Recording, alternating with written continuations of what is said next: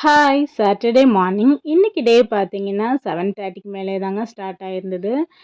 இன்னைக்கு பார்த்தீங்கன்னா, பீரியட்ஸ் டே அப்படிங்கிறனால பார்த்தீங்கன்னா, ரொம்பவே டயர்டா இருந்தது. சுத்தமா எந்திரிக்கவே முடியல. பசங்களுக்குமே இன்னைக்கு லஞ்ச் எதுவுமே பார்த்தீங்கன்னா, நான் மார்னிங் ப்ரிப்பேர் பண்ணி குடுக்க போறதில்ல. அவங்க கரிஷப்பா வீட்ல இருக்காங்க அப்படிங்கிறனால, அவங்க கிட்ட தான் நான் வந்து லஞ்சுக்கு கனெக்ட் பண்ணி நான் வந்து பேக் பண்ணி குடுத்துரலாம் அப்படின்னு சொல்லிட்டு இருக்கிறேன். அப்புறமா பார்த்தீங்கன்னா, இன்னைக்கு வந்து ஹரிஷப்பாக்கு வந்து சுத்தமா உடம்பு முடியலங்க. அதனால 2 டேஸ் லீவ் கேட்டுட்டு வீட்ல இருக்கிறாங்க.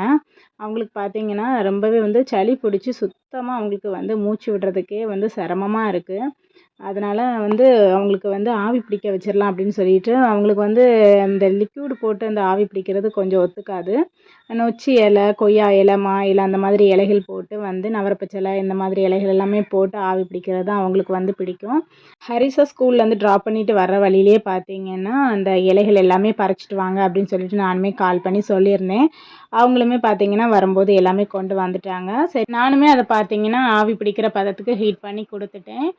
இப்போ மார்னிங்கும் பிடிச்சிருக்கும். அதுக்கப்புறமா ஈவினிங்கும் இதே மாரி ஆவி பிடிச்சோம் அப்படின்னாக்கா கொஞ்சம் க்யூர் ஆயிரும்.